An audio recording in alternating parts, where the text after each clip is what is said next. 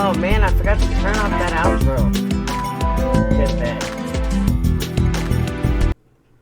Alright. What's up? What's up, Tari? Hey, Lady Liv.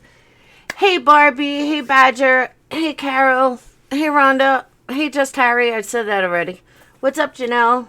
Hey, Raquel. Hey, Rhonda. Hey, Cuban. Hey, Capone. What's up, Edna? Hey, Nadia. Have a deadline to meet, but I'm moving fast. That's always good. What's up, Cindy? If you're still here. Hey, Sensible Crime. So hey, Cindy, just let me put my disclaimer on this is that my name is PURPLEXEDQT. If you're welcome to my channel, if you're new to my channel, welcome. If you're normally on my channel, welcome back. Hey, J-Mac. First thing I want to say, I have to put a disclaimer on this video, like I do on all my videos. And I actually think I'm going to pre-record this and put it in with the intro, make it easier. But one thing you'll find is I do original content, but sometimes I may say a word wrong. I may mispronunciate a word. I may make some error on the way I say something or a date. It's not done intentionally. I will always change it afterwards and always, make it right. So, how you guys doing tonight? And now that I got that out of the way. Slow night tonight. Probably because I jumped on after Iracozy. I should have done it before. Error or error. Same thing. It could be an error or it could be an error. So I'm not going to start yet. I'll wait till it gets a little busier. But I was right. What I said last night, it was all about money. But it's actually more money than I thought it was going to be. That I couldn't have known about until today. So, if Carol Trian is here, relax, smoke a cigarette. People still watch him. Yeah, he had like 100 and change. That's all he does, though, is making a murderer. I've expanded my horizons.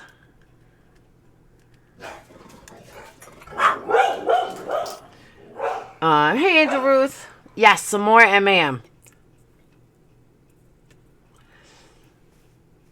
Even without money, there are reasons inmates confess. Cigs are bad for your lungs, I know, Harry.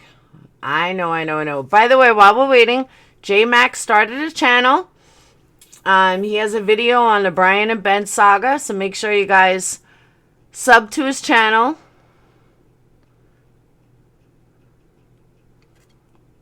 Marty, how is that going? I was going to watch that.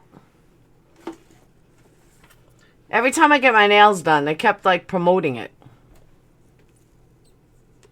Cindy Brady for president.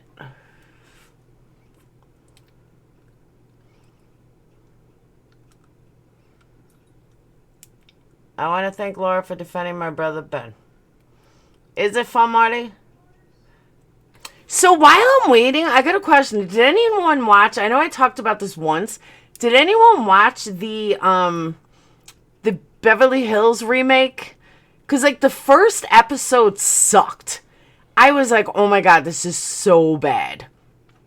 But I watched 2 through 6. It was really good, and I really hope they bring it back.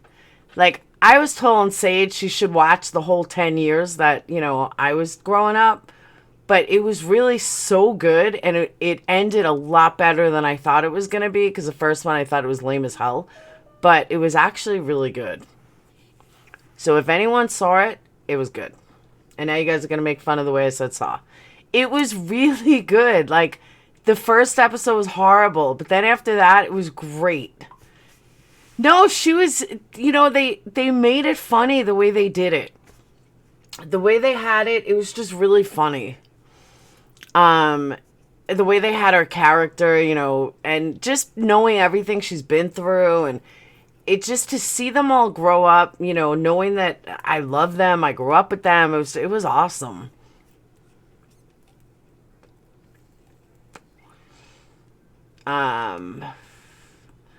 Barbie, my name changed a bit. Yes, it used to be Cassie.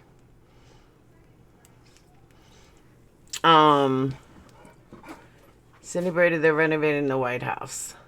See, I don't have cable anymore, so I watch all shows on Cody after, like, an hour after they're done. Your language that you speak or the language that I speak English. I miss Luke Perry too. And it's so sad to see it without him, but like episode 5, they even brought back How Do You Talk to an Angel? I forgot his name. He made a cameo. And I had no idea that David Green was married to Megan Fox and they had 3 kids together. I had no idea. Hey, Laura, the series we were talking about is called The 100. Oh, I didn't see that. I thought you were talking about Manifest, which I heard they're bringing a second season, but then they canceled after the second season, which sucks because it was a really good show. I really enjoyed it.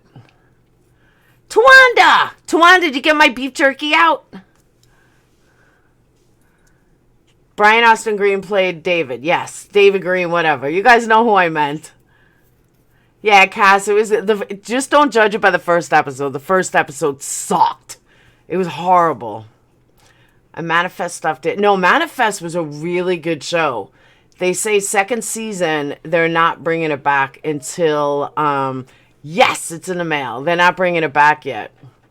Started watching Manifest, couldn't stay. Oh, really? I thought it was really good. I liked it. Those are my 3 shows every week. Was Million Little Things, This Is Us, and Manifest. And American Horror Story is turning out really good so far. I give it till episode 6. Some people are betting episode 4 or 5 before it goes really bad and sour. But hopefully it won't. Hopefully it'll stay good for like it did the first season. So I was right with the LN. I don't know why it's like that, Tawanda. Someone else was supposed to mail me some keychains they got me in the Bahamas, but I haven't gotten those yet either. I wonder who that could be. Barbie. How old is that show? Which show? Beverly Hills? Beverly Hills was from 1999 until 1999 until 2009. It was on 10 years. And they just did a remake of them in their 40s. And it was really, really, really good. So in a couple minutes, I'll start with MAM. I thought it was 1999. Oh, it was 1991 to 99. I knew 2009 sounded weird. 91 to 99. Okay. I bribed my grandson with chicken and dumplings, and he went to the post office. Sweet. Barbie used to be the nice person on YouTube until she hasn't mailed me my keychains. Hey, Supercell. I was still in junior high school back then. I had just graduated high school. So I was like 20, but I never missed an episode. I absolutely loved Beverly Hills 90210. And then Melrose Place. Melrose Place was the grown-up version. Barbie, explain Daisy. You want to know about Daisy? Daisy is a dog that's going to outlive all of us. Daisy was on her deathbed like 2 years ago, and she's still going. That's Daisy. Hey, TedRx. We were just saying today, Daisy's going to outlive all of us. Daisy is Barbie's child. She has to give her medicine every day. She said, "Come here, Daisy. It's time to take your medicine."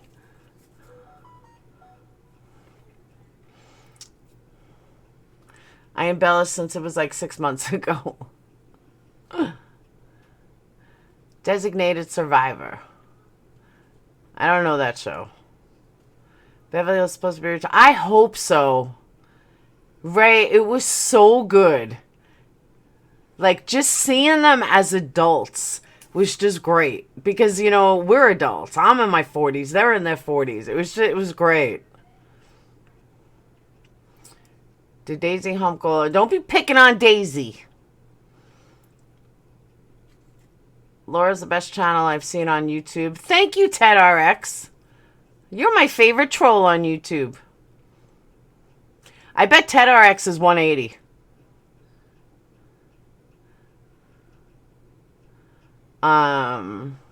She's filling all of it. I think she's just druggy at this point. She's addicted. Still no fluff for humping. Nope. No fluff for humping.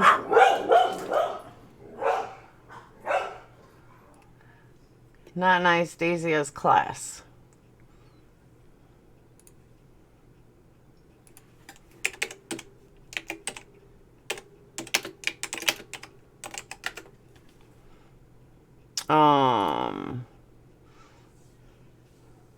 Kiefer Sutherland, he was hot. He really was. Loved me some Kiefer and Lost Boys. We're getting started in as soon as I hit 100. That's when I always get started.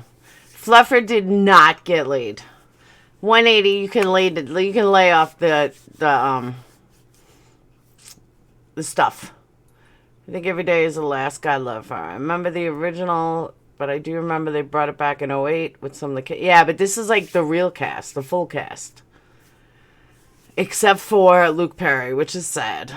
But they say that he really wouldn't have been on it anyway because of, he really wouldn't have been on it anyway because of, he was committed to the other show. So, all right, so I'm going to start now. 15, it's either 15 or 100. Usually I get to 100 faster, but I know MAM people are kind of bored with.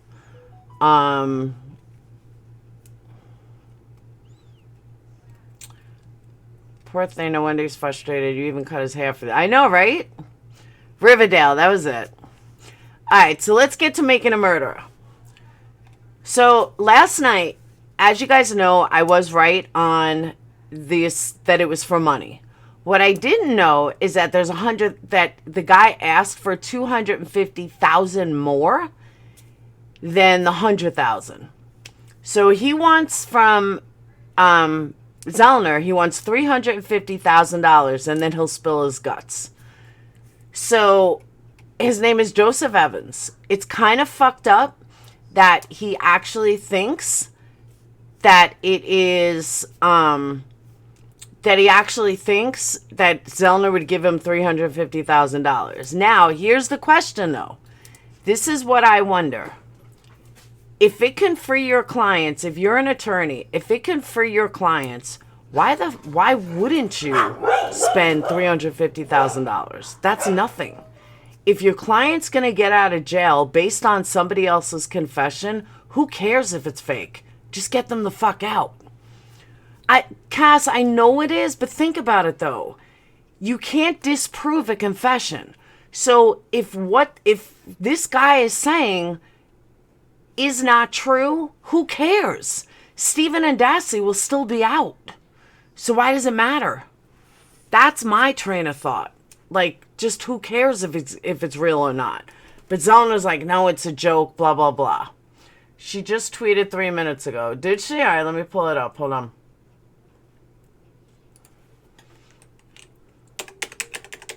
Laura's doggies made my doggies bark. All right, let's see. All right, to Stephen's followers, do not be discouraged by recent events. We have some very credible tips, and when verified, we will send to LE. No more publicity stunts, no more deposit slips. Interesting. Very interesting. Let me read that again. Now, Ken Kratz writes, oh, Ken Kratz doesn't have me blocked. He used to have me blocked. It says, to be clear, like everyone else, this is news to me. I have no comment until I see details. Then someone sent him, the studio sent him the Newsweek report. So again, Kathleen Zellner says, to Stephen's followers, do not be discouraged by recent events. We have some credible tips, and when verified, we will send to LE. No more publicity stunts, no more deposit slips. So what's interesting is, oh, so you agree that you've done publicity stunts. So let me give you a little background on this guy. So this guy, his name is Joseph Evans Jr. He is in jail for life without the possibility of parole for killing his wife. It seems that, hold on, I skipped over it. In 2009, he fatally shot his wife Dina in the chest. Now, according to the court records, the state's theory of the case was that Evans was motivated by a desire for power and control, which doesn't surprise me. And yeah, Barbie's not into making a murderer. The jury heard 4 other acts involving a former girlfriend, the court records say. Now, in one of those instances, when she refused to make him dinner, Evans was accused of grabbing his then-girlfriend by the back of the hair, pulled her into the car, smashed her face against the rim of the car door, and she survived. Now, according to the newspapers back then, Evans testified that Dina's shooting death was a horrible accident. He said that he was working on a gun when his wife suddenly entered the mobile home and startled him. He said he stood up, accidentally kicked a toolbox, said he went over to the place where the gun is on a speaker when Dina grabbed his arm, and the damn thing went off. He immediately called 911 seeking help. Now, the jury didn't buy it. The jury said, yeah, okay, and said, fuck it, we're not believing it. Now, this is what's interesting, though, about the confession. First, he wrote the letter to Zellner. She was the first person he sent a letter to with a deposit slip for this $350,000 that he's going to tell all. Then, when that didn't work and she kind of didn't answer him, then he sent it to the producers of this upcoming film, which I forgot to write the guy. I totally forgot. I was going to ask him about it and I forgot. So he used the same email that Zellner herself had signed with the earlier response, told him that the inmate's name is familiar to us, but I do not want to release it yet. We were contacted a week ago by the inmate. He mailed a handwritten confession to us before he contacted the production company, us meaning Zellner. The confession occurred slowly because of our $100,000 reward offer and nothing to do with the production company. See, didn't I tell you guys last night? Who's the bomb? That's right, me. I knew that's what it had to do with. When we did not immediately respond to this person, he called the production company. In a letter, Evans said that he wanted a complete negotiation for amounts to protect me from civil action, criminal fines, attorney's fees, etc. So this guy's not dumb. But let me read you the letter. He added, for your reward offer, I will give you information. He asked Eleanor to place $2,000 on his prison account, set up a meeting with him. If you have a side counsel to represent me, that would be great, he added. After, I want $13,000 to start the process. He continued, after all is said and done, I want $250,000 over your $100,000. Keep your panties and shirt down because I'm not out to screw you. Zellner wrote on Twitter, we received the hand letter confession on Saturday. It is worthless unless it is corroborated. So let me read you guys the whole confession letter. Now, she did not release all of it. She only released a couple of pages of it. Hold on, now I just lost it.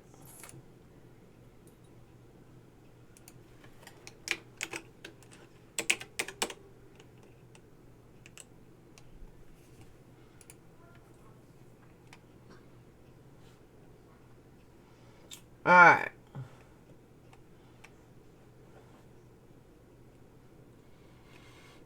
Oh, she did release all of it. All right. Hang on, let me get this in order. All right. So it's, hold on. I'm going to have you guys read it with me so you guys can see it.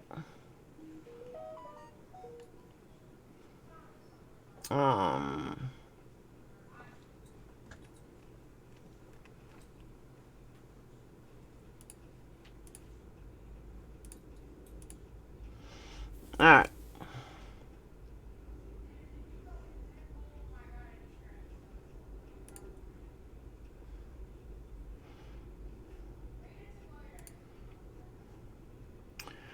Alright, so what it says is... Where are my glasses? Alright, it says, Attorney Zellner, I am making a claim to your reward offer for the information in the Stephen Avery case. I've been trying to contact you by phone and through a friend and a family member, but seem to get nowhere. I'm fully aware that you know who I am, but there's a lot to all of this than what you know. I will explain all of that because I'm ready to jump ship with the state, which implying he works for the state, which you guys will see in a minute. I was used by them, but I'm ready to move forward with all that I know. But for your reward offer, I will tell you all that happened, which is on October 31st, 2005. I was on my way back home from Sheboygan. And as I was coming into Manitowoc, I went out to Avery Salvage Yard to see if they had a cover cover lens for my front passenger side directional light, because my wife hit a car just weeks earlier and I needed to replace my back window on my 1996 Chevy Tahoe. So when I went out there, I was told to go out in the yard and talk to somebody named Earl or something like that. Now all of a sudden he doesn't know Earl's name. So I drive up to some buildings out, but I didn't find this person. I seen a vehicle parked up by a trailer house, so I pulled up next to the vehicle on the passenger side of it. A lady steps out in front of my vehicle and I hit her. She fell to the ground. So now this guy is saying that he killed her right on Avery's property with nobody around in sight. No reason why he did it. Never killed anybody before. Up to this point, he never killed anyone. It was ridiculous. And hit her head with a large rock. I got out to check on her, but she was unconscious and her head was starting to bleed on her right temple. The right temple side where she hit the rock. I took off my hooded sweatshirt and placed it under her head. I ran up to the trailer home, but no one was home. I then placed the lady in the back of the cargo area of a RAV4 to take her to the hospital, but she was dead already from a head injury. Now let's dissect this a little, okay? So this all happened on Stephen Avery's property. He walked right into the trailer. The trailer is empty. Stephen's not home, and it goes on. It is insane. She was dead already from her head. I then panicked and was scared. Hold on. He was then panicked and scared. What the fuck did he do? He just hit a girl for no reason? The man has no history of violence or murder before he killed his wife. So now he just sees a woman walking out of a car and he backs her over the head? Really? For no apparent reason. I took about six different types of pills that I had with me and a couple of large gulps of brandy that I had with me. And I then went back to the trailer house, went inside because the front door was unlocked. I looked around and seen a bunch of mail. The same was Stephen Avery and on everything. I looked around his trailer. I seen a 22 caliber rifle. So I took it off the gun rack, and then in the kitchen, I seen a couple of bloody Band-Aids and tissue. So I placed it inside of the plastic baggie I had. I took that and the gun with me and bullets with me. Now, what he would need, if his fingerprints would be on this shit. His fingerprints would still be on the stuff. I moved my Tahoe to the side of the garage. And nobody saw him. 2 houses, nobody noticed. I went to go move the row. I seen a car go past, so I waited a moment until it left. I then put on my gloves. Oh, now he had gloves on, but he didn't use gloves prior. Now he used gloves now. and took a plastic bucket I had. I put the rock and some smaller rocks that had blood on them inside the bucket that to the RAV4 with the gun and drove over to the garage. I backed up over to the head door, opened it, pulled the lady out of the vehicle, laid her down on the floor with cardboard and plastic. I took the gun and shot her 3 times. I then, and not knowing if anyone's in any of the houses. Like, he just went ahead and did this, not knowing if anybody's around. I mean, because most people do this on a complete stranger's property, right in the garage, with houses everywhere. I then put her back in the cargo area of her RAV4 and drove off to the pit behind the garage. I pulled her out, covered her up with debris. I then took the RAV and moved it by some junk cars. I took the blood, Band-Aid, and smeared a little blood off of it. And that's it right there. Hold on. Oh.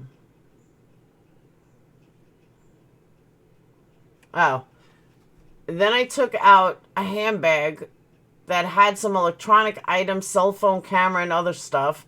Took the keys with me. I removed the flute, disconnected the battery, and took the Band-Aid and put blood from it on the hood latch. I then covered the something with debris that was around it. The brushes, plywood, hand from another vehicle. I then took the bay with me. I went back to the garage, got the rifle, placed the bag in the burn barrel. And nobody saw him while doing this. This is all like brand new. Nobody saw anything. Placed the bag in the burn barrel and put something back inside the trailer. And then he went back inside because still nobody's home. I took the RAV key off the ring and tossed it between the wall and the bookcase. Oh, now he's in Steven's room. So now he's like walking in Steven's room. Just, you know, why not? Why not just walk around Steven's room? I then left the home and into my Tahoe to leave, but kids got home. So I moved my Tahoe back to the junk cars to wait until later. That evening, finally, it was something. It was starting to get darker. So I went back to the garage and got a gas can and went back to the pit. I stated all the debris on fire. I poured it all on as well. I know, and nobody saw him. As it was burning, I was drinking my brandy after popping pills. So let's see. You're sitting there watching this fire on a complete stranger's lawn. Seriously, Nadia? On a complete stranger's lawn with a bunch of trailers there where people live with lots of cars, and you're just having your own fire. Yeah, I'm believing this. By the way, this is the first time I'm reading it. I have not read this before. As it was burning, to drinking my brandy after popping more pills to help me calm down. I then went back by the Tahoe where I was hiding out at. Some teenage kid came over to the fire and was there for about 20 minutes or so, then left. Okay, so you just see this open fire. Brendan's not going to say anything, or whoever was there, and it's just there. I waited for about an hour later and then went back to the fire. I poured more gas on it around 3:30. The fire was going down. I used a shovel to move stuff around and to bust out some bones.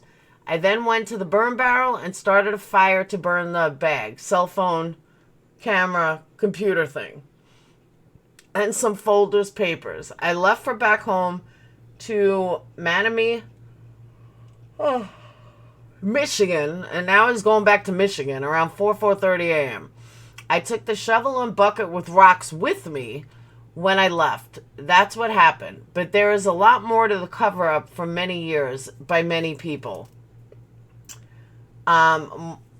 Something more for your reward offer. I will give you the information, but I want a complete negotiation for amounts to protect me from civil action, criminal attorney fees, etc. I will go over with you. I will give up all those involved. this is when we can reach the proper agreement. The full amount of your offer was $100,000. It's a spit in the bucket for what's all at stake. If you're fully serious to get your client Stephen Avery out, you're going to need my help, which I haven't spoke to anyone yet. If you're serious, as I am, place $2,000 down on my prison inmate account. Set up a meeting with me. If you have a side counsel to represent me, that would be great. I've been waiting getting a counsel to protect me from all of this. After we get this set up, you will get all of this and more in a deposition under oath. After that, I want $13,000 to start the process of me to chill out in my cell and wait. If there's any court hearings for me or Stephen, I want payments towards the rest of the money until you get Stephen a new trial for release.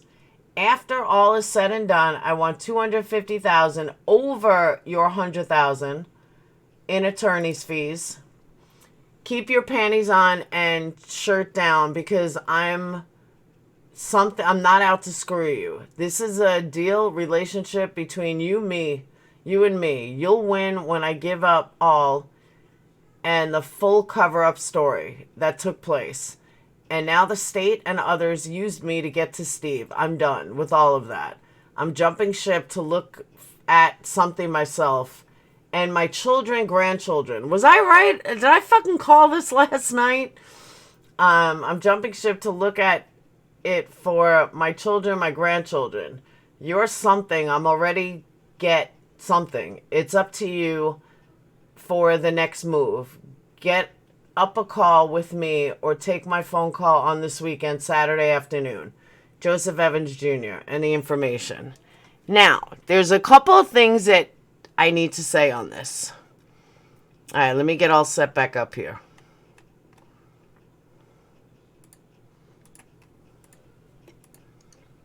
Okay.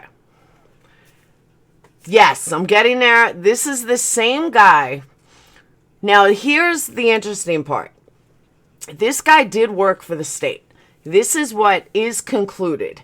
He worked for the state because he is the one that ratted on Stephen, saying that Stephen was the one that, I know I doxed him. Sorry, Joe.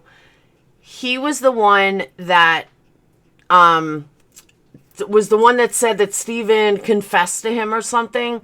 So when I first heard this, I was thinking to myself, you know what? Why was this guy talking to the state to begin with? Like, why was this guy interviewed in the Avery trial to begin with? How did he tie into Avery? So it turns out that he was the one, it's the same prisoner that claims that Avery did a full confession to him. Now, here's where I think it is legit and should not be taken lightly. The whole cover-up thing. I do not doubt for 1 second that the state, it is way off in a sense, but some of it I think is legit. And let me explain.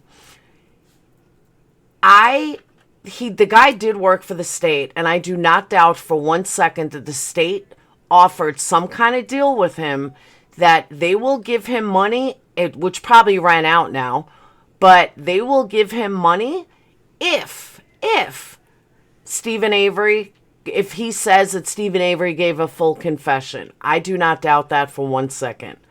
I do not doubt that this guy has done this before.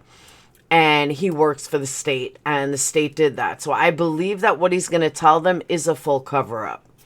But Carl, there's not actual evidence, but it's a matter of, I do believe that he did work for the state. I also believe the guy wants fame and fortune. I mean, there's a lot to it. But I knew last night that this was about money for him to take care of his family. And I'm glad it was confirmed in this letter today. And I'm glad that I was on the right track, because I didn't hear anyone really say it was about money until today. So I also don't understand why he is bored. He wants, a piece of the action. But his story is so ludicrous that like Nadia said, I'm waiting for him to say he was hanging out in a jacuzzi in this unknown property. I don't get why he came up with these details supposed to be believable. I could come up with a way better story, and I'm not even on the property. I can tell you exactly how I did it.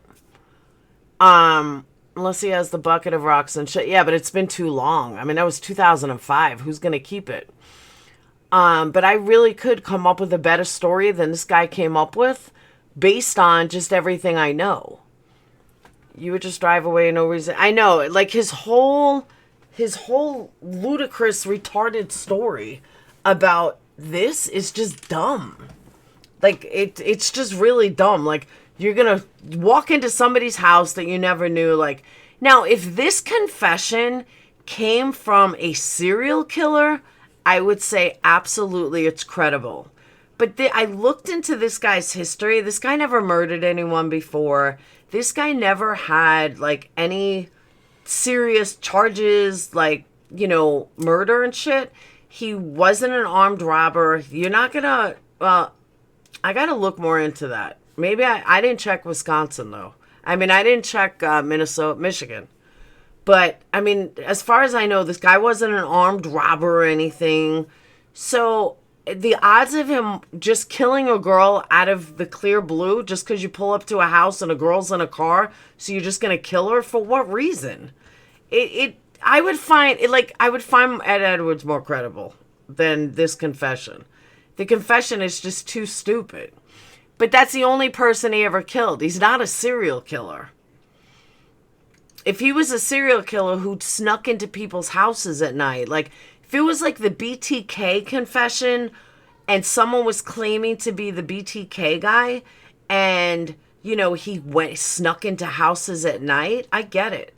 But most murderers don't sneak in. Oh, good luck, Badger Girl. Most murderers aren't going to sneak into somebody's house in the middle of the day with other property on the lawn and do nothing but kill somebody that was outside. It just doesn't make sense. There's no logic in it. Now, is it possible that it's true? It's possible. Anything's possible. I got that picture you emailed me and damn, it's hot. Yeah, you wish to hurry. It's possible. I mean, anything's possible. You never know. Could a story be real? It could. But my question is, hang on. Hey, Amelia. Hey, Irene. My question is, why wouldn't Zellner try to use it to get Stephen a new trial? $350,000 for Zellner is like $20 to us. $350,000 is nothing to her. I mean, it's still money, but it's like nothing to her. Where just pay the guy $2,000. Because he's not saying that she needs $350,000. He's saying after all is said and done. So if someone was going to give me, I would pay $2,000. I'm not that cheap. If I was a multimillionaire, what's $2,000? And she is a multimillionaire. It's chump change. Give the guy fucking $2,000. See what he's got. Maybe you can get your client out of jail. Like, you know, it's like, to me, her $2,000 to her is like me giving a bum $10. You know, even $5. Probably less than that. Actually, probably a penny. My net worth is what, $10? You know what I mean? No, it's like me giving a bum $1. All right, tell me what you got. It's only $1. $2,000 for her is jack shit. It's nothing. She spends $2,000 on a fucking driver to, you know, hand in her paperwork. So that's why I don't see why she's bitching about the $2,000. Even $13,000. $13,000 is like, you know, me giving $20. Just see what the guy's got to say. What's the worst that can happen? You lose $14,000, which to me is like losing $100. You know, it's not even comparable. I'm going high, but you guys know what I mean. It's like, you know, me losing $20 is her losing $13,000. I negotiated $1,000 for one more thing nobody else knows. Okay. But that's what I'm saying. Like, I just... if it's possible, yeah, but the state does it too. But maybe Irene's right. That there's possibility of not getting another trial or the charges dismissed because you're paying for information. That's possible too, Irene. I didn't think of that. Maybe Irene is right, though. Maybe they're going to say that she paid for the information. Hey, Shannon, but I do think it should still be investigated. I do think it's important to investigate it. Irene's got a really good point. I never thought of that. Or maybe she will do and not tell anybody. But if he's confessing, then he's confessing. And I don't know that much about, I don't know that aspect of the law. But I'm pretty sure if somebody confesses, you can't say, no, it's not true. You know, no, you're lying. The dude's confessing. So take the confession, run with it, and get your fucking prisoner out of jail. And that's what I was saying, John, when I read that. Hey, Nana, thank you. That's what I was thinking, that, okay, he's saying he touched everything and didn't say he had gloves until later. So it's very possible that he would have some kind of fingerprints. Now, in all fairness, there were 4 fingerprints on that car that they did not test because they didn't want to know who it was, and they did not test it. It's very possible that it's his. Now, that's one surefire way to make sure that, could it be this guy? Test those fucking fingerprints. Exactly, Janelle. Test those fingerprints. She's got credible evidence, I can understand, but this wild confession is not going to help us. And I agree with you. But I'm still saying it should not be taken lightly. That he did give some details that she can verify. He did give details that she can check. There was a handprint on the back of the RAV4. There were fingerprints that were unidentified. That's what I'm saying. These are things that are super important. Like, forget the confession or how he did it. You know, where's that rock? Did anyone find that rock? He claims that he took the shovel with him, which could be the reason why they didn't see the shovel. But you know what I'm saying, guys? Like, it's definitely possible that some of his story can easily be checked without her having to pay a dime. And I do hope that she is checking it. Because I don't think that she should not check it. Especially those unidentified fingerprints. He's in a system as... Yeah, but they never tested him. That's the thing. They never tested him, Letha. They didn't want to know. They only tested to see if they were Stephen Avery's or Dassey's. They never tested anyone else.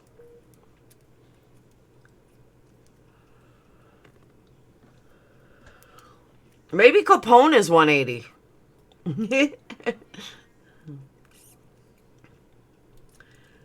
Did they ever run those prints? I don't think they did.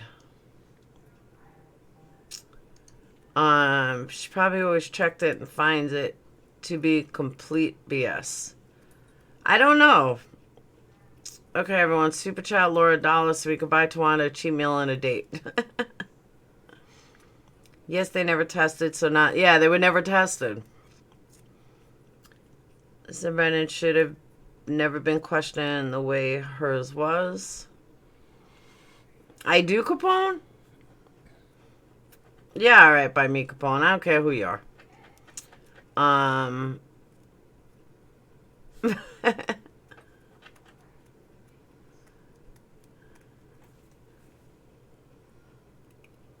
No, I don't believe she tested it. I really don't.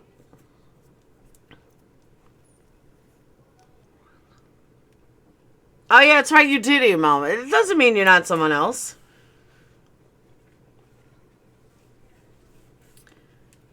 Carl says Brendan confessed under unethical pretenses. Yeah, Brendan did confess under a fucked up situation. Just because Brendan confessed doesn't really mean much. It really doesn't.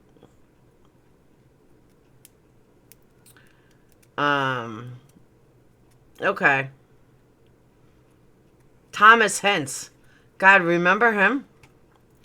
Look how long it took to get that one print ran over 20 years. That's true.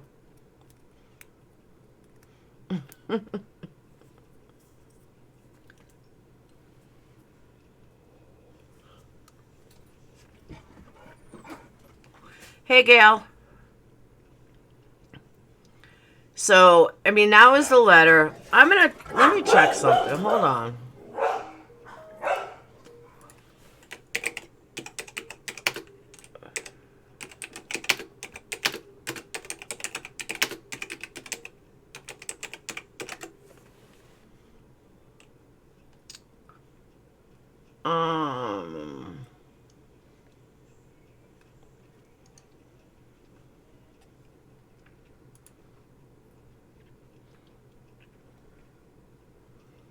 All right.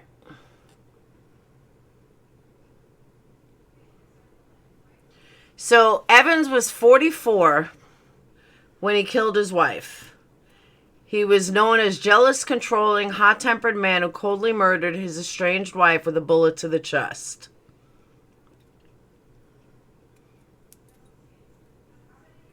His first words to the jury was a statement attributed to Joseph Evans to Dina. It says, "I got a pistol, I'm going to hunt you down." Because they were going through a divorce.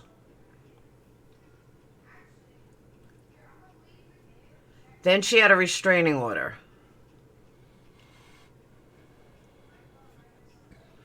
The attorney told how women who leave an abusive relationship are at 75% greater risk for getting killed. What did his wife look like? Let me pull it up.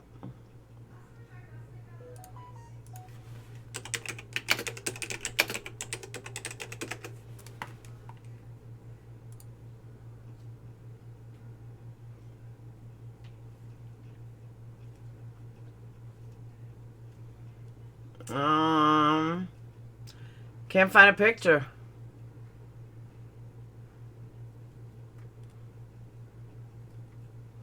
It's only showing pictures of him.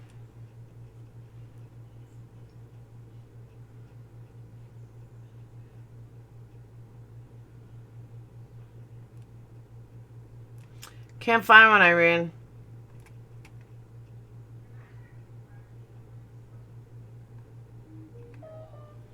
Everything is him. I'm even looking on Google Images.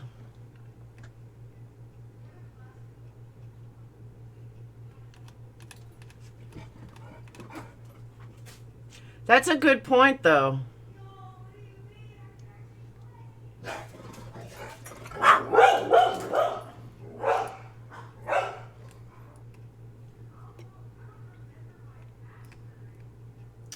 Can't find one. I know that he lost his appeal.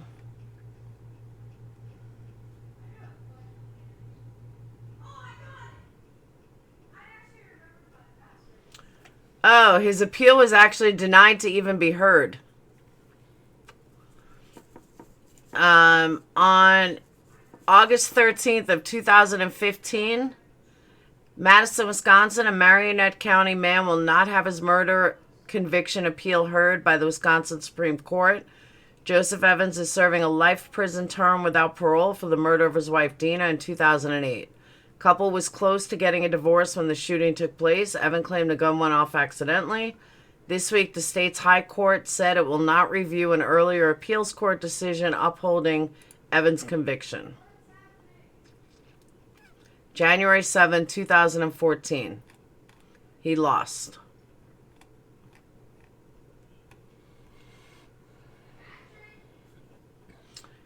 Evans argues that he is entitled to a new trial in the interest of justice. We conclude the real controversy was fully tried and there was no miscarriage of justice. Order affirmed. What is with the state not doing appeals? No, they did an appeal. Because most Supreme Court hearings, they're not heard. Only like 1% of all appeals go to the Supreme Court and are heard. Because they'll only do it, they'll only take it if there is an extreme miscarriage of justice. And there was no extreme miscarriage of justice. Like, if you have a corrupt judge and can prove a corrupt judge, that will give you an appeal with the Supreme Court. If it's law changing, like your case is going to set precedents, then you'll get a Supreme Court ruling. But lack of that, you're not getting a Supreme Court to listen. And that doesn't matter if it is Wisconsin, New York, doesn't matter where it is. That's standard. Federal, it could be a federal case, it's the same thing. It's one of the first things we learned in my master's. Was that so few cases are ever brought to Supreme Court. They take on such a small amount of cases.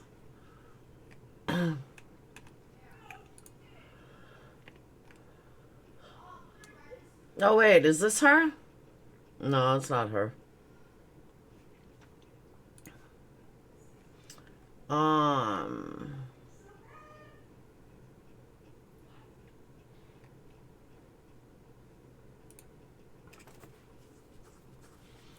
Yeah, it's showing me nothing.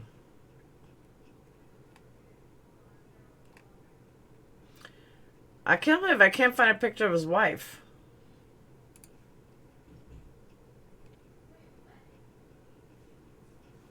Nothing. They only have like 80 and they get thousands of requests. Yeah, per year.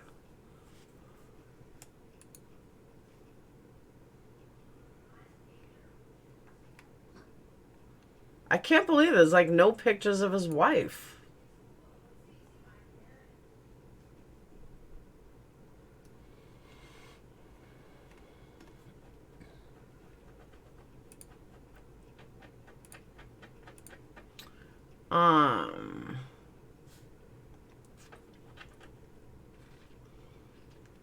But his wife would have been definitely older. You have to do some searching, and the picture is in the Milwaukee Journal Sentinel. Thank you.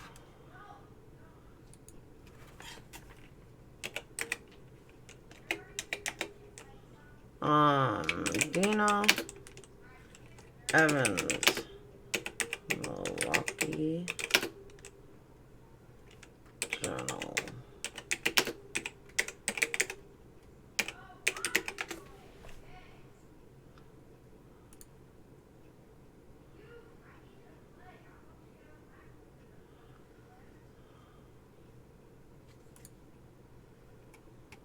Nope. I don't know where you found it.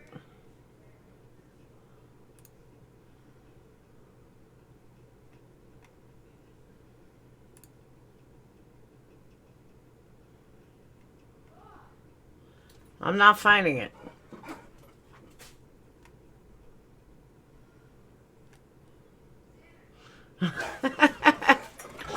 Judd, don't insult Stephen Avery.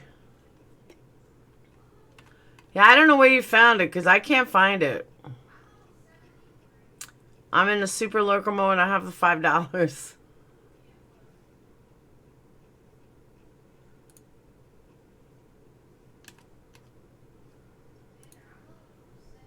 Dina and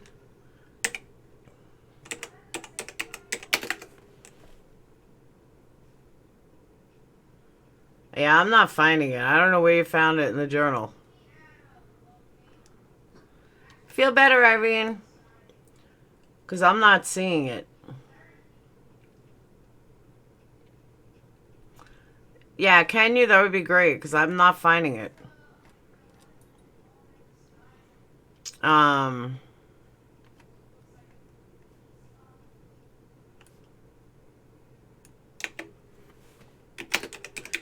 Did she look... Alright, so since you saw what she looked like, did she look like an older version of Teresa Halbach? Because that's why I'm looking for a picture, to see if she looks like Teresa Halbach or an older version.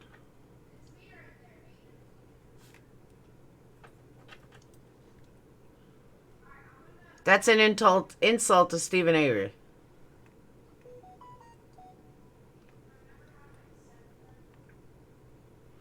Oh, she didn't? Okay, because that's what we were looking for.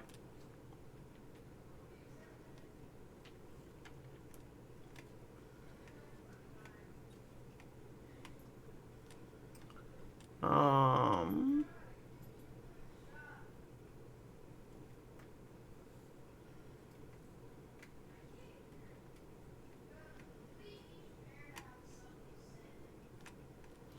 Alright, let me look, let me look.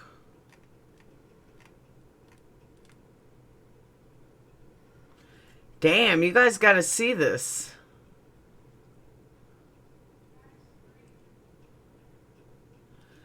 Check this out. It's old, but still.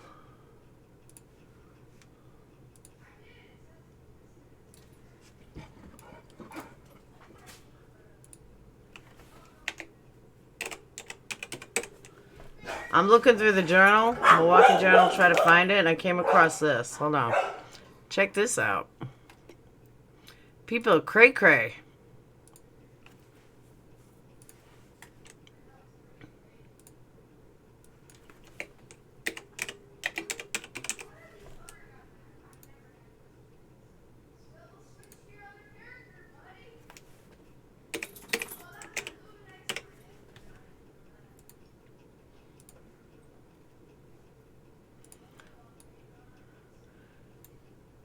A student punched a teacher in the face. Can you imagine that? That's some sick shit.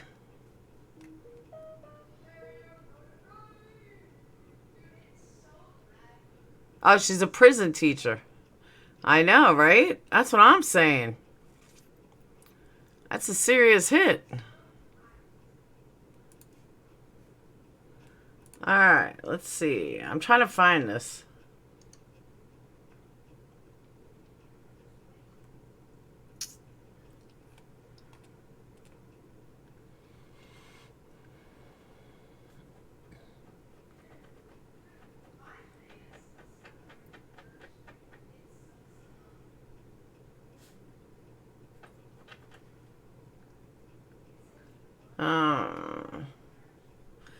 God, Wisconsin's fucked up.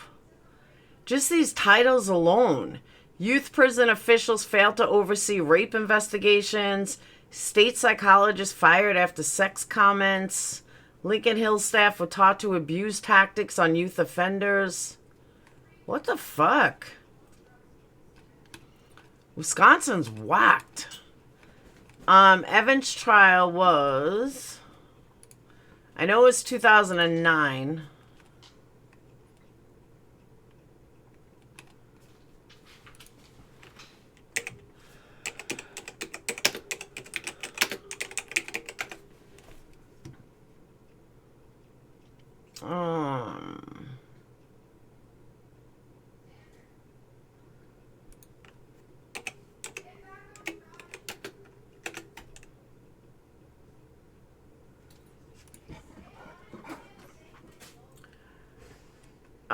It happened on...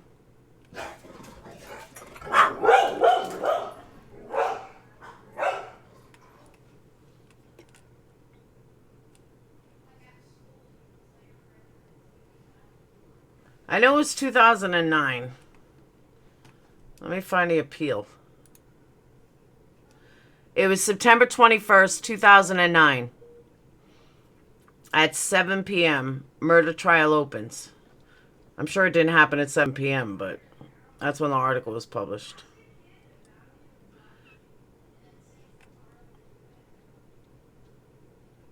Oh, they have a daughter, too. At the time, she was a 17-year-old named Tressa.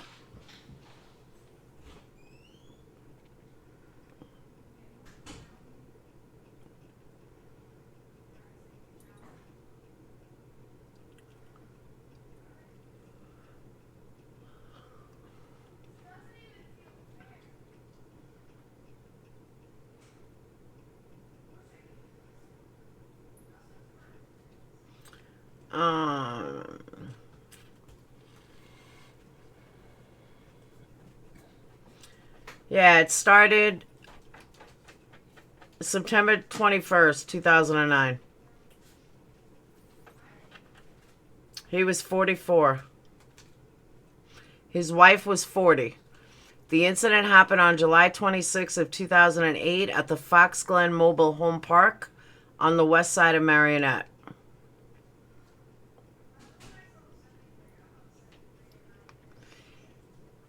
He also beat his middle school girlfriend when he was 18 and his stormy relationship with the victim. They were married in 1987, divorced in 2001, and married again in 2004. He told how Dina had a handful of restraining orders over the years protecting her from Joseph before finally moving out in April of 2008.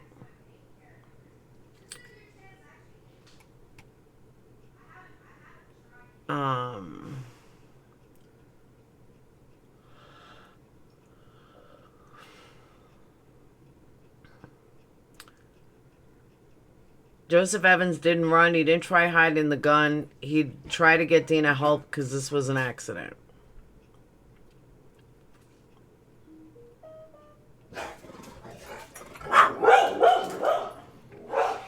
See, it's things like that, though. It makes you wonder, could it be an accident? It's possible.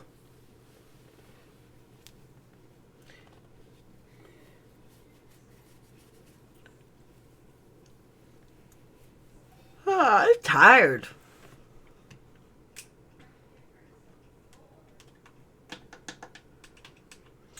Final witness was police. He went over numerous crime scene photos, physical evidence, including the 9mm semi-automatic handgun used in the fatal shot. First boyfriend beat me up and I prosecuted. 10 years later, he killed... Oh, no shit, Yaya. I'm sorry. I'm the one that works privately for Annette Ziegler. She is one of the Wisconsin Supreme Court justices. I hear things at private family dinners about cases, including the Avery case. Sweet.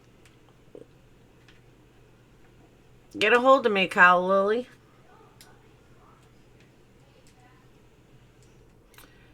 Do you think one person did this alone? What, the Avery case? Yeah. No, I don't.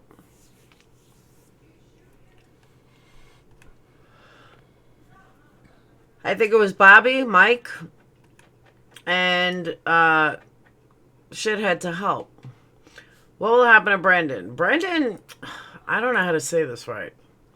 Brendan caused his own fate.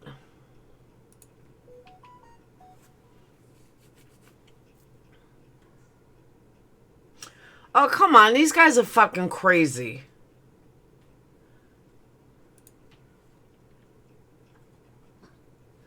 So someone on Twitter, that's why I fucking hate these idiots on Twitter, no offense. Eye of the Tiger says Zelnami storm is ready to hit and wipe out some corruption in Wisconsin. Truth is, be ready and stand by for the action. The state is about to get destroyed. Bitch, please. We've been fucking hearing this for years. Give me a break. These people fucking wish. Sorry, Eye of the Tiger, because you follow me.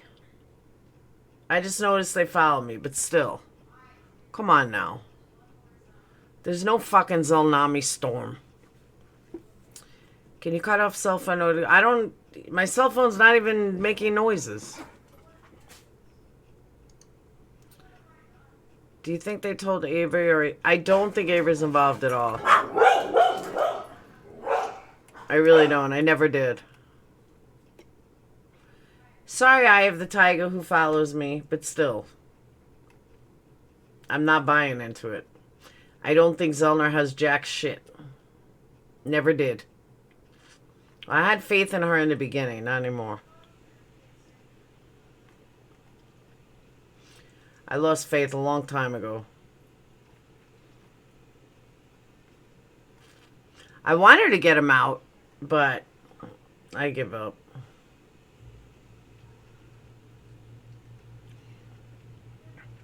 No, I don't think Steve was involved. So I'm going to go about another 10 minutes because I'm really tired. But if you guys want to ask me questions, that's fine. I know making a murderer probably as good as Zellner.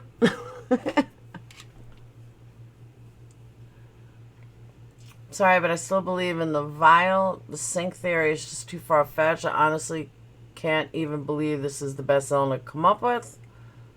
Then why did I hear a notification go off about 2 minutes ago? I don't know, Harry. Why are they nailing Steve for it? They had to. They were not going to look like assholes. Everything is about a power trip, and everything is about money. Everything is about money for the state. And I'm not even talking about the $36 million lawsuit. That's not what I mean. But they were not gonna look stupid. And that's exactly what the state was gonna do. He was gonna make them look stupid. And the one person that was like, you know, their worst enemy, it's kind of like, hey, Poppy, it's kind of like, what is the best payback against haters? Success. And he was getting success. It's almost like if I became PewDiePie and had millions of subs, my haters would go fucking nuts. It's the same thing. They did not want him to be who he is. They did not want him to be, you know, an icon. They were making a law about him. And they did not want that to happen. So they ended up saying, fuck it. And, you know, wanted him away. They had a fight. They really didn't have a choice. Good night, Harry. But I never totally believed it was like the 36 million. Is there really nothing that can do for this guy if he's really innocent? Nope. I mean, he's got the best attorney you can get for exonerations. You can't get any better. It would have tarnished people's view of state of Wisconsin for generation. Absolutely. And it would have broke Wisconsin. But they were not going to let this guy win. They were not going to let him succeed at all.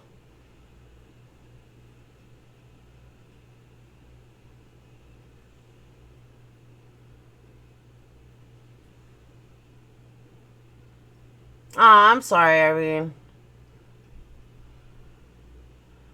They haven't got the evidence unless someone comes forward. That's true, too.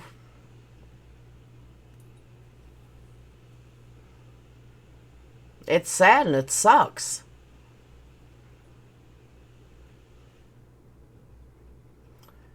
What jail is this guy in? Same as Stephen Avery. No, it said at the bottom of the letter. If he isn't with Stephen Avery now, he was at one point. Judd, it's very wrong. Because this is an innocent man who spent 18 years in jail for a crime that he did not commit. Well, if you want to get technical, he spent 10 years for a crime he didn't commit. And he could have got out years before he did. But because of a corrupted policeman and a corrupted, you know, system, he didn't. Any judge in Wisconsin invested in a tool in the state's favor. She's really tried. I have to give her credit, but there is so many puzzle pieces because the police are framing them. I don't think it was the police that framed him. I really don't. I think it's way above that. It's not the police. I really believe that the two top, I can't even remember their names, Tom,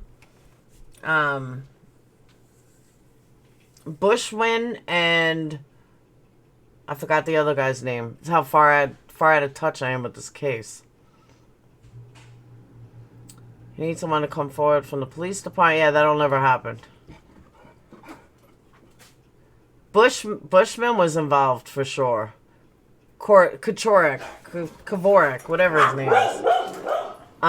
He was the one that made the orders. And if anyone wants to doubt me, watch, go read the book. Oh my god, I'm so tired, I can't even think of his name. Guys, who's the book? You know who I mean. Oh my god. Now I feel like an idiot. I did an interview with him. Help me out, Janelle. Oh my god. I'm embarrassed.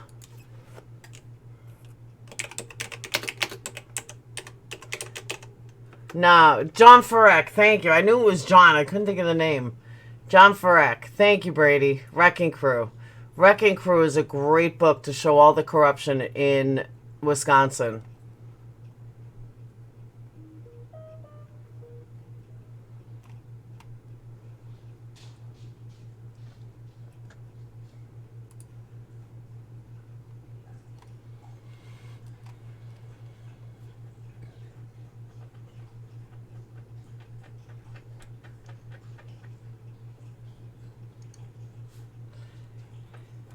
Hey, did you guys...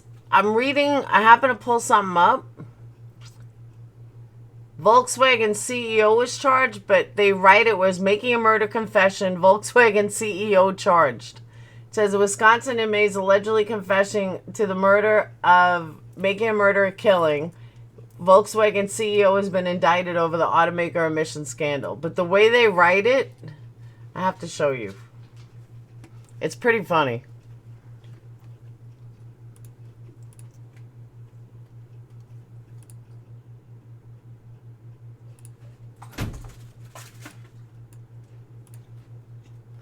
Look at the way they wrote it.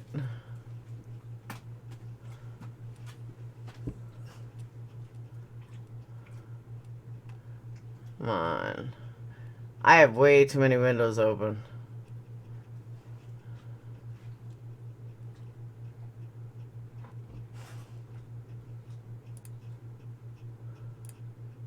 Look at the way they wrote that.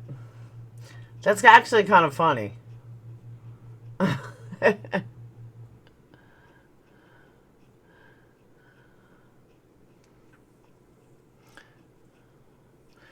The CEO of Volkswagen, charged with the Avery murders.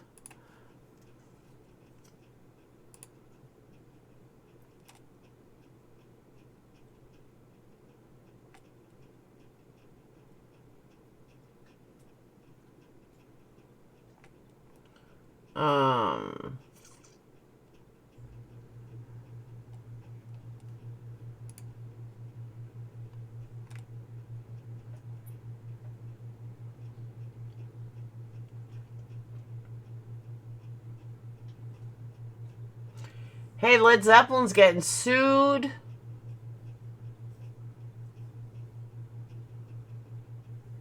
you guys know that? Hold on.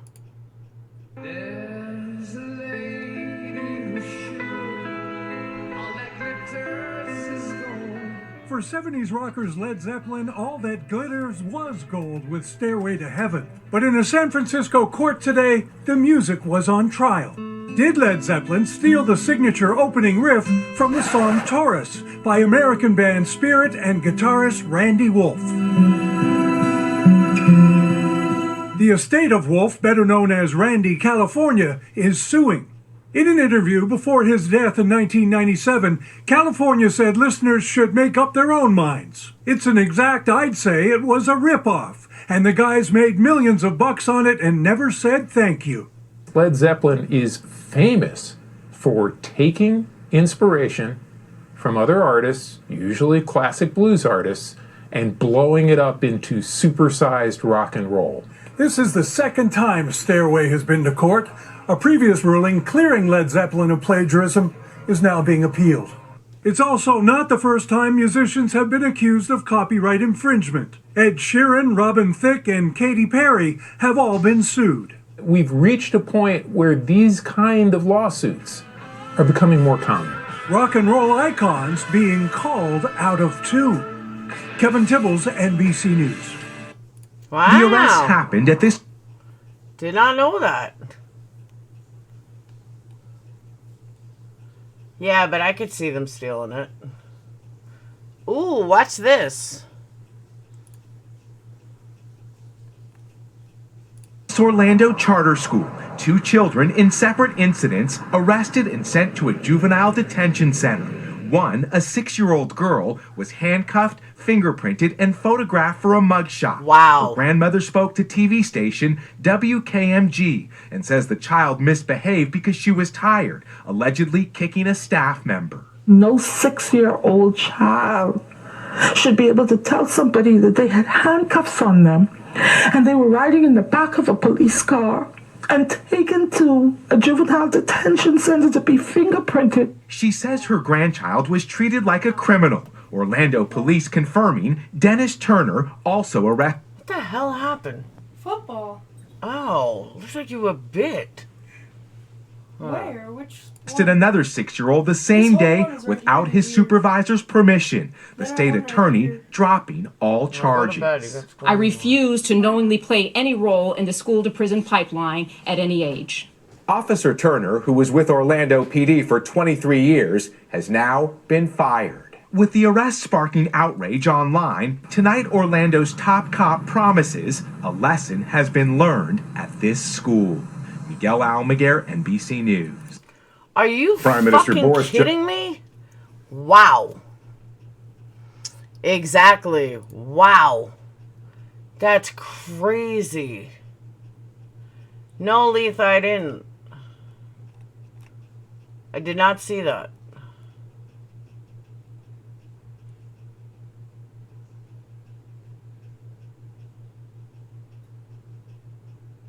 Hey, Steph. 11-year-old. How did the 11-year-old drive 3 hours?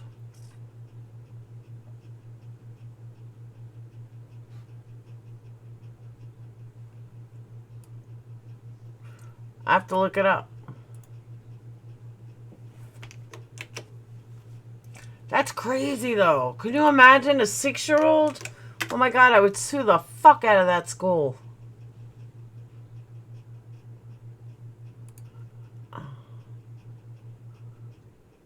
Hang on.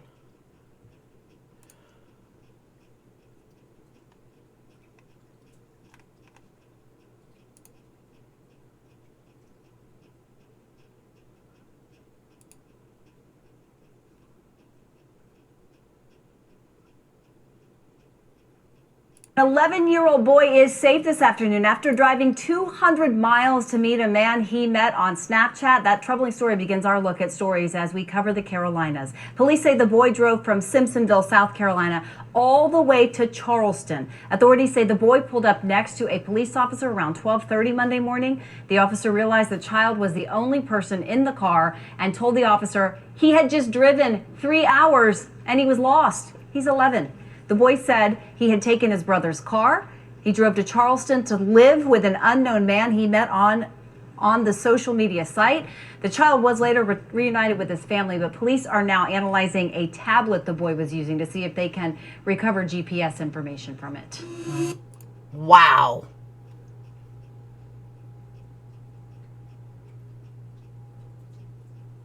Last Tuesday. That's crazy. Did you guys hear about this whole Trump thing? They're starting impeachment or something.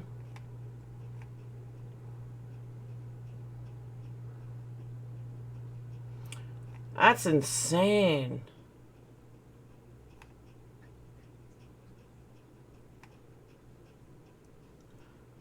Damn.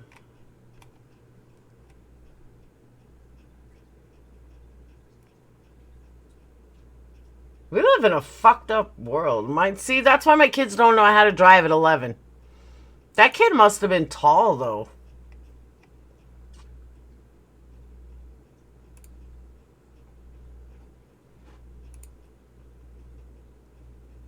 Oh, there's surveillance video. Hold on.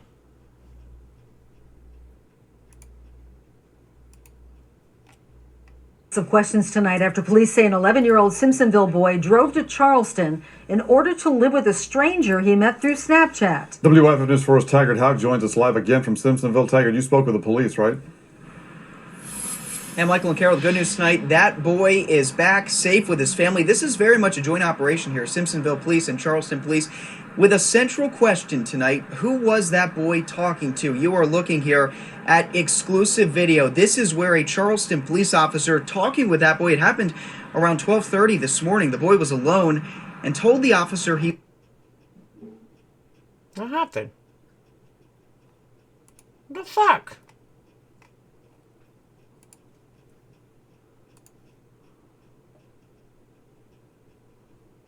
Some questions tonight after police say an 11-year-old Simpsonville boy drove to Charleston in order to live with a stranger he met through Snapchat. WIFM News 4's Taggart Houck joins us live again from Simpsonville. Taggart, you spoke with the police, right?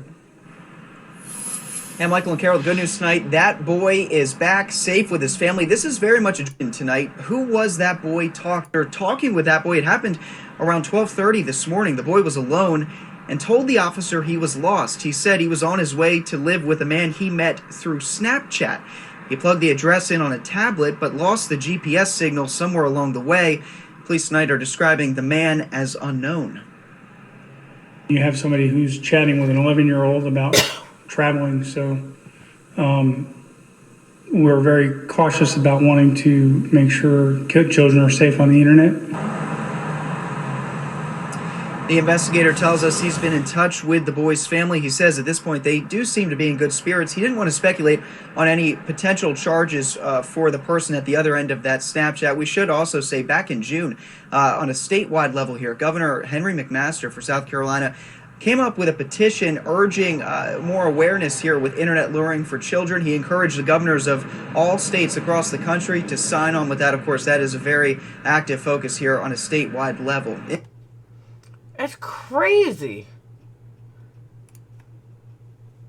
That's one where Alabama is lacking, is internet laws.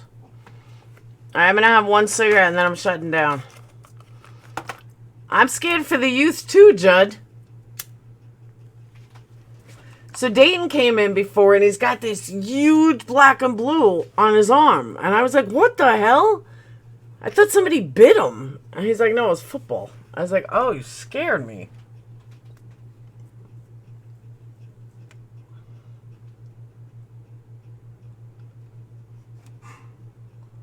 Crazy.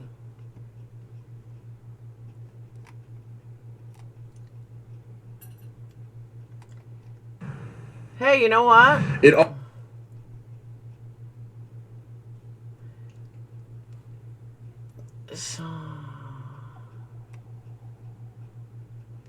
Anyone familiar with the Kenton Deshaun Hall case in Georgia? Kidnapped woman was found dead and 2 other people are hospitalized after being stabbed in an attack in a home in Toca, Georgia. Police responded to a 911 call, found Nancy Johnson, 66, and Robert Maxwell, 64, injured. Another woman, Patricia Hill, was visiting, missing.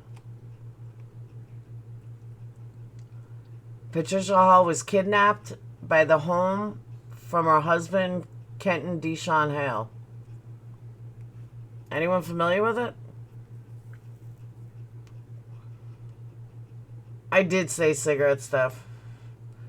I could say I'm going to smoke a doob.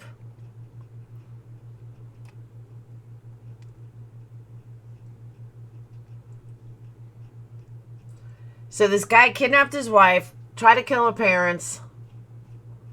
Crazy. You guys should see some of these headlines. Mom says daughter scared and embarrassed after teacher cut her hair as punishment. Oh my God, can you imagine? A New Hampshire mother wants school officials to act after she says her daughter was threatened. Teacher threatened her daughter, then cut her hair with a scissor.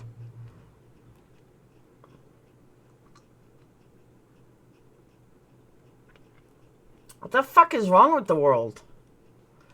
Like, look at these titles. You guys think I'm crazy. Look at these titles. Doctor performed an abortion on the wrong woman. Pedestrian struck and killed on major highway. Coroner identifies upstate fisherman. This is not as bad as the other one. Hold on. Here we go.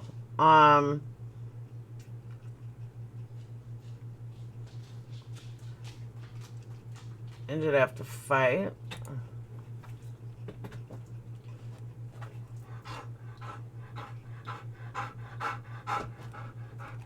Like, I'm not crazy. Buka, stop.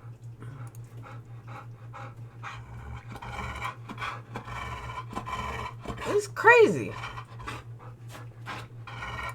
Hang on. You can tell who needs to go out. I be punching that. That's what I'm saying. I would fucking kill a teacher? Teen declared brain dead after collapsing during a football game. Organs will be donated. Look at these titles. Hang on. Come on, Buko.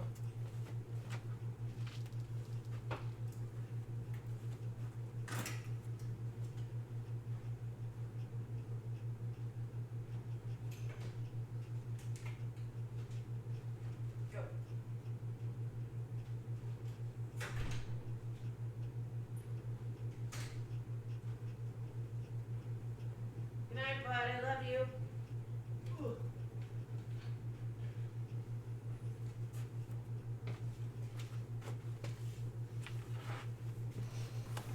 These titles are crazy.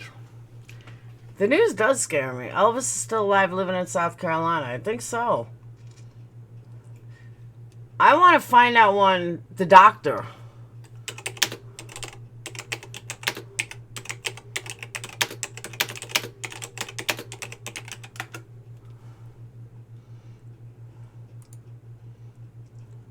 Oh, it was in South Korea.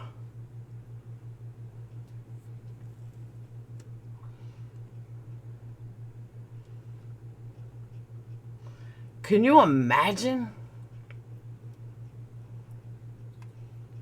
It is beyond crazy. If you want an abortion, you can go to South Korea.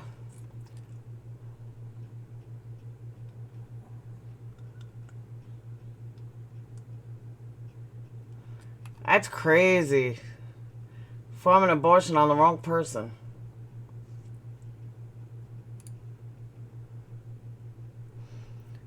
Did you look into that family when I posted? I haven't. What made you start smoking again? Stress. Stress did it. Just don't take your pregnant friend with it, I know, right?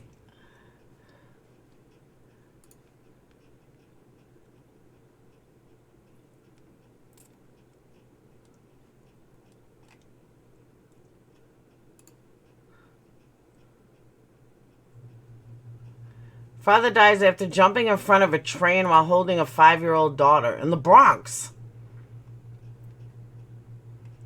Bronx man died and his 5-year-old daughter suffered minor injuries on Monday after he apparently jumped in front of a subway train while holding his little girl. Girl was taken to a hospital in stable condition after the incident. Wow.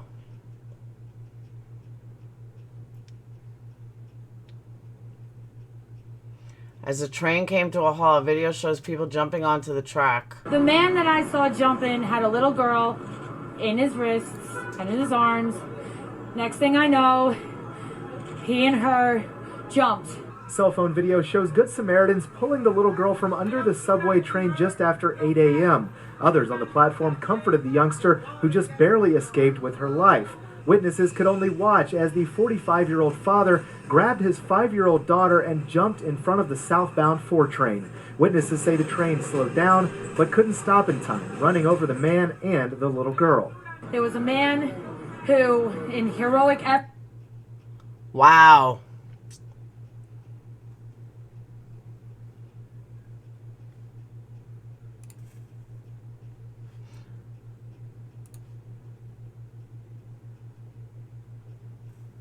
The man that I saw jumping had a little girl in his... time, running over the man and the little girl. There was a man who, in heroic efforts, went down in the front of the tracks to see if the little girl was okay, and he got her out, brought her up to us, and thank God above. The girl suffered only minor injuries while her father was killed. The incident leaving commuters traumatized and searching for answers. I am a mom, and this devastated me like crazy. I watched it firsthand, and I am absolutely just so thankful that she's all right. That's horrible. Could you imagine?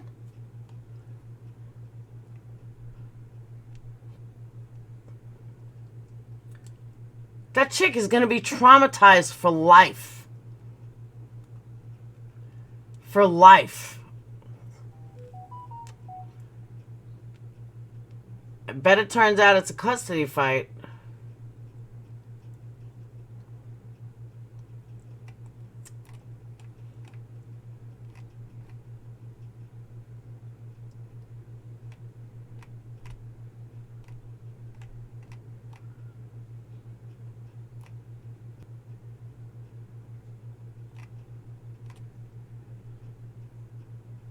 The world is a fucked up place. I know, right? For real, Judd.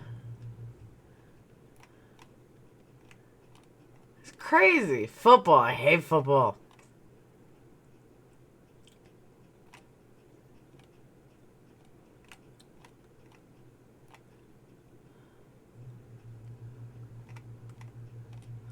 Crazy news to deal with. Whoops.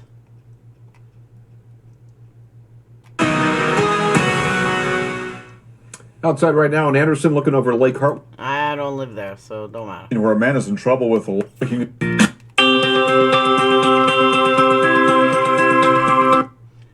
The world has changed.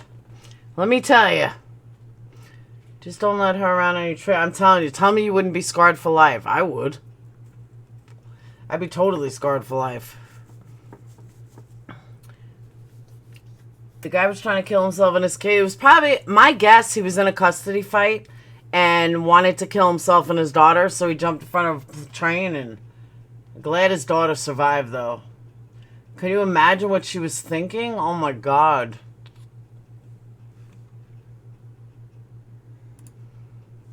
Crazy. The news scares me too. Shit. Alright, but I'm going to shut down. This Is Us should be uploaded on Kodi by now. Because, you know, I don't have cable anymore because I want to save $160 a month. So now I just have to wait like an hour or so to come on Kodi, and then I watch it. So it should be uploaded on Kodi for now, by now. So I want to tell you guys I love you. I'm going to shut down tonight. I'm going to go to bed. Can we do this here and there? Well, that's why I started the radio show. But I got to get more subs on this channel. I got to get to 10,000, everyone's saying. Good night, guys. But there are some fascinating things going on in the world. Scary and crazy. If you haven't subbed yet, make sure you hit that sub button.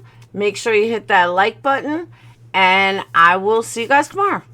What's tomorrow? Tomorrow's Wednesday. Yeah, I may see you guys Wednesday. Definitely see you Thursday. I may take a day off tomorrow. I don't know yet. It's been a while since I had a day off. Love you so much too, Capone. And I'll see you guys later. Peace out. And I'll keep you guys up to date on what's happening with Making a Murderer. Thursday, you'll see my face again. So I will see you guys later. Peace.